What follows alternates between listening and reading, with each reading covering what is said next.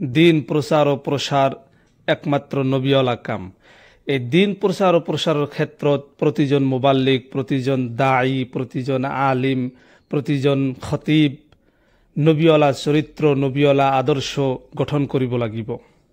তৰবিয়তহীন নবীওয়ালা চৰিত্ৰ, নবীওয়ালা আদৰ্শ, নবীওয়ালা মেজাজ গঠন নকৰাকৈ যদি দিনৰ দাৱাত বা দিন প্ৰচাৰ ও প্ৰসাৰৰ কামত তেওঁ নিয়োজিত হয়, তেওঁৰ দ্বাৰা ইছলামৰ সৌন্দৰ্য প্ৰচাৰ লাভ কৰাৰ পৰিৱৰ্তে মানুহৰ মাজত এক ভ্ৰান্ত ধাৰণাৰ গঢ় লৈ উঠিব।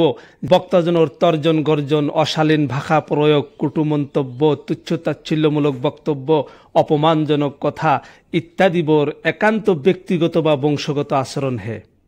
সেই বংশগত বা ব্যক্তিগত আচৰণৰ সৈতে যেতিয়া ইছলামৰ দাৱাত দিবলৈ যায়, তেতিয়া ইছলামৰ সৌন্দৰ্য নহয়, ইছলাম এক অদ্ভুত কিবা এটাহে সেয়া মানুহৰ অন্তৰত জাগা লয়। ইছলামৰ সৌন্দৰ্য মানুহৰ মাজত জাগা নলয়।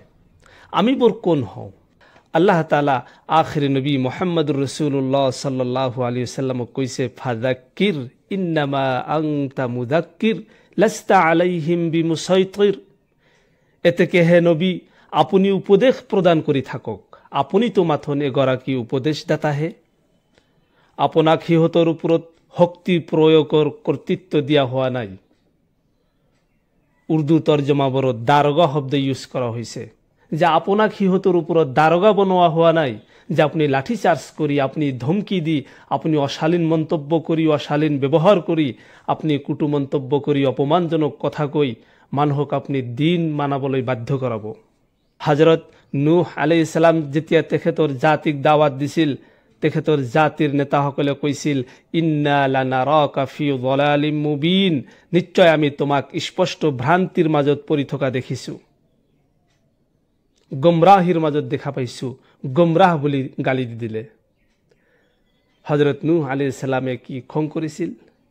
নাই, জবাবত কৈছিল, ইয়া কওমি লাইসা বি যালালাতুন ওয়ালাকিন্নী ৰাসূলুম মিৰ ৰাব্বিল আলামিন, হে মোৰ জাতি, মোৰ মাজত কোনো ভ্ৰান্তি নাই, বৰং মই আল্লাহ তাআলাৰ ফালৰ পৰা প্ৰেৰিত ৰাসূল হে। একেইভাৱে হযৰত হুদ আলাইহিস সালাম যেতিয়া তেওঁৰ জাতিৰ ওচৰত দাৱাত লৈ গৈছিল, তেওঁৰ জাতিৰ মানুহবিলাকে তেখেতক কৈছিল, ইন্না লানাৰাকা ফি সাফাহাতিন ওয়া ইন্না লানাযুন্নুকা মিনাল কাযিবিন, আপকো দেখ रहे हैं कि आप बेवकूफ है और हमारे ख्याल में आप झूठे हैं। অর্থাৎ আমি আপোনাক নির্বুদ্ধিতাত দেখা পাইছো আৰু আপুনি এজন মিথ্যাবাদী হে। লক্ষ্য কৰক, কোনো খতিব বা কোনো মুবাল্লিগ বা কোনো মৌলানা সাহাবৰ জাতিৰ মানুহে যদি তেওঁক বেকুফ আৰু মিথ্যুক বুলি কয়, আজিৰ দিনত তাৰ জবাব কি হ'ব পাৰে? নিশ্চিতভাৱে আমি জানো যে তাৰ জবাব, যে যিজন ব্যক্তিয়ে খতিবজনক, মুবাল্লিগজনক বেকুফ বা মিথ্যুক যদি কৈ দিয়ে, তেন্তে গালিৰ উত্তৰত গালি দিয়া হ'ব, গালিৰ জবাবত গালি দিয়া হ'ব। কিন্তু সুবহানাল্লাহ, নবীওয়ালা মেজাজ কেনে হয়, ইয়াৰ পৰা আমি শিক্ষা ল'ব পাৰি। হযৰত হুদ আলাইহিস সালাম তেওঁৰ জাতিক ক'লে, ইয়া কওমি লাইসা বি সাফাহাতুন ওয়ালাকিন্নী ৰাসূলুম মিৰ ৰাব্বিল আলামিন। হযৰত হুদ আলাইহিস সালামে কৈছিল, হে মোৰ জাতি, মোৰ মাজত কোনো নিৰ্বুদ্ধিতা নাই, মই বেকুফ নহওঁ, মই মিথ্যুক নহওঁ, ওয়ালাকিন্নী ৰাসূলুম মিৰ ৰাব্বিল আলামিন, বৰং মই আল্লাহ তাআলাৰ ফালৰ পৰা প্ৰেৰিত এজন ৰাসূল হে।